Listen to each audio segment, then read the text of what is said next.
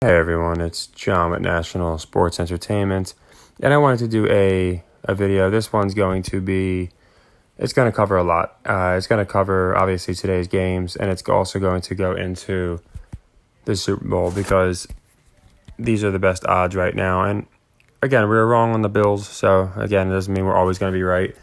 But I do think this narrative has presented itself, and I love it. So the first game, Bills lost. I really thought it was going to be Bills-Niners. It just made sense to me. But again, I could see only one team can win the Super Bowl. So with that being said, I'm curious to see what they do with the Bills narrative, as far as maybe they'll say because Hamlin was, quote, hit, and that, quote, injury is the reason that they weren't able to win. Maybe they would have won that first game. They might do a lot of different narratives, but Bills are out. We have to accept that. I'm the first one to admit when I'm wrong and had a bad read on that. It's funny because when I play into the symbolism, a la this game, Yankees-Dodgers winning the World Series, doesn't do as good as my WWE logic, a la Niners. So why do I like the Niners to win the Super Bowl? And what happened tonight? Well, tonight I think we had another example. I could be wrong, but it does seem like they're really setting up this Purdy's getting it done, but it's really as a result of really good playmakers and really good defense. And I just wonder if he struggles next week or the week after, if at halftime they go with Jimmy G, who conveniently would be ready to play. This is why I like the Niners so much. They have like 5 wrestling narratives in one. You have that fact that they lost already last year and they were all crying. Now you got Mr. Irrelevant. You got Jimmy G who can come back. You have so much. Not to mention, let's look at their win streak. I had just noticed this. So they are currently, this is preseason, so they are currently, if you can see, on a 11-game winning streak. Make sure I counted that right. Actually, I think it's 12. Rams was the first one. Yeah, it's a 12-game winning streak. And what I find interesting about that winning streak, Jimmy G won 4 of those games, whereas Brock Purdy won 8 of those games. So what happens if Brock Purdy wins tomorrow? Well, Jimmy G won 4 games and Brock Purdy won 49. Now, not tomorrow, next week. Furthermore, again, Brock Purdy is number 13. This would be their 13th straight win. I told you I don't think that 3X was an accident. This would be their 3rd Super Bowl appearance in 10 years. There's a lot adding up for the Niners. I believe they also went 30 years ago. It'd be their first time going in 30 years. So there's a lot that adds up there. Now, I do think they beat the Eagles. I'm not going, I'll put out a video going into the spreads and stuff. But I think it's pretty routine. This is why I love the Niners. Now, I was going to wait on this, but while it's on my mind, like I said earlier, I did not have a chance to really go into why I liked what I liked. I just kind of got it out there. And again, one aged great, one aged terribly. We're not going to win them all. But why do I like the Niners to play the Bengals? And I do. I think the Bengals beat the Chiefs. And that's reassessing after today. So you might say, oh, well, you didn't think they were going to beat the Bills. True, but it's like watching a Royal Rumble. If a certain wrestler gets eliminated and there's 3 people left, and 2 of them are bad guys, and the champion's a bad guy, the good guy's going to win the Rumble. This is my logic, and it's been working all year. So my logic here is there's a narrative that's presenting itself. I know a lot of people are loving the Kansas City versus Philly because of Reed and Peterson. I get it. But to me, these coaches going against their former coaches, I haven't seen it pan out that much in the past. What's interesting to me is if you look, and this is a typical wrestling narrative. This is a narrative that you'll see all the time in wrestling. And if you don't think they copy wrestling, just so you know, they compared Kittle to a WWE superstar earlier. But you'll see the Chiefs or the Bengals are on a 10-game winning streak. And they play the Chiefs, which would put them at 11. And then they would roll into San Francisco. With both teams, we have a 13 and a 12-game winning streak between the 2 of them. That's what makes sense. Well, they'd roll into Arizona. That's what makes sense to me. The something's got to give narrative. I wouldn't be surprised if we started hearing that term. Something's got to give. Something's got to give. Because they've been talking about the streaks, but they have not been really harping over them as far as the games. They didn't mention once tonight. They mentioned that Purdy's on a streak, but they didn't mention that the Bengals and Niners are both on unprecedented winning streaks when you have a team in both conferences doing this. Now, it goes even deeper for my wrestling fans. Again, I think it's connected. There is a guy named Brock who ended a streak a while back. Nobody really expected it to happen, but he did. And I think that happens again in wrestling. It was Brock Lesnar, of course. He was able to win the streak. And it was funny because I believe the streak was specifically at 22 when that happened. And Taker went to 21-1, right? Undertaker was like 21-0. He went to 21-1, which makes it very interesting because when's the Super Bowl 2-1-2, 2-2-1? What are the odds those numbers all connect? And they talked about during the commercials today, they were talking about how it's the 3X anniversary of Raw, wrestling, WWE Raw 30. So you see the 3s, the 30s everywhere. I just think it stands to reason we have the Bengals roll in with an undefeated record. An undefeated streak of 12 games versus Brock and the Niners with an undefeated streak of 13 games. And again, it's going to be something's got to give. I like the Niners to win, as I've been saying since the beginning of the year. I just think the Niners are going to win the Super Bowl. They have too many comeback stories in one for them not to win it this year, in my opinion. So yeah, I think they had to make the Eagles look strong.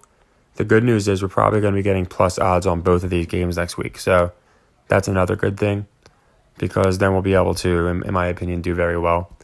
And again, it's not all concrete, but it does seem like, at least on the NFC side, they're definitely going with this narrative. Now, does Brock facilitate and then not look so good and they go with Jimmy G? That's definitely in the back of my mind. But he's also from Arizona, so you can just see they love these homecoming stories with the Super Bowl. They did it with Brady. They did it with the Rams. I don't know why they would switch it up with Purdy. They have Ben Ayuk, I think his name is, from Arizona, and why they just wouldn't do it for San Francisco. And yeah, Cincinnati, a lot of people might be surprised because I didn't have a lot of faith in them, but it's the winning streak. Also notice total score is 37. Score was 7-3 when these two, the game got postponed. So you'll see the same numbers repetitively coming up. But I do think it'd be interesting again if Burrow wins 2 in a row.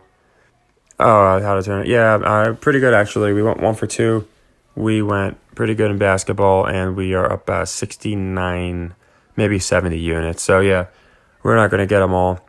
I'm sure that you'll be silent on the Niners video, which is fine. Actually, I wanted to go into something that I thought was very funny. Now that person brought that up.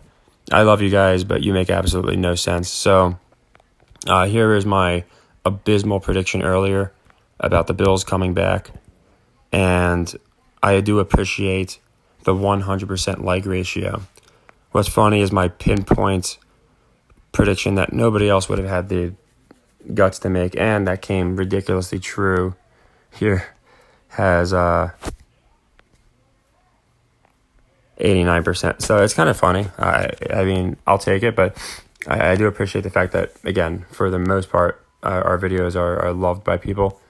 But yeah, it's funny how I get 100% on such a horrible pick, but then on such a great pick, we get 90%. It makes you wonder who's liking these videos and why. But yeah, to the person that commented, the same response as everybody. Watch my playlist. I don't have time to dwell over one game. While you might have been dwelling over that loss, I simply leg 3'd the Niners and won.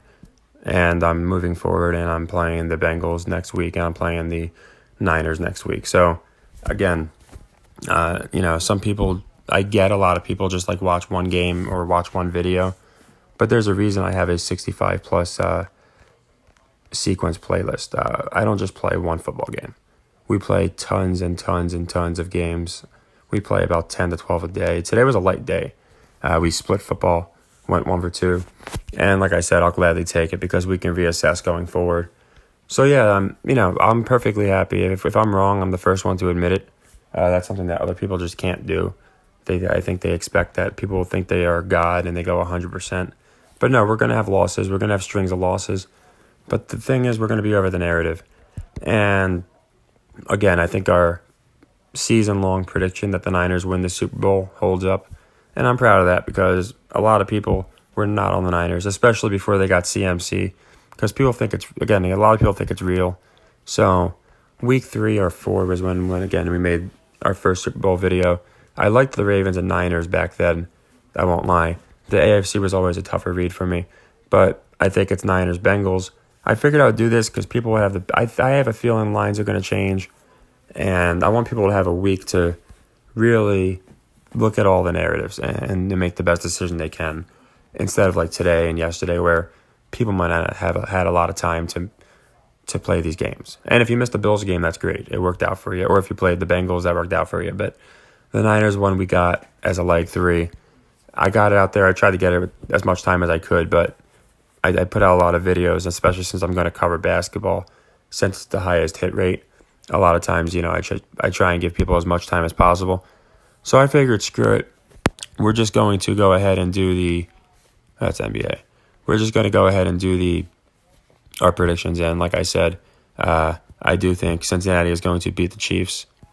And I don't think it's going to be like everyone else thinks it's going to be. Here we go.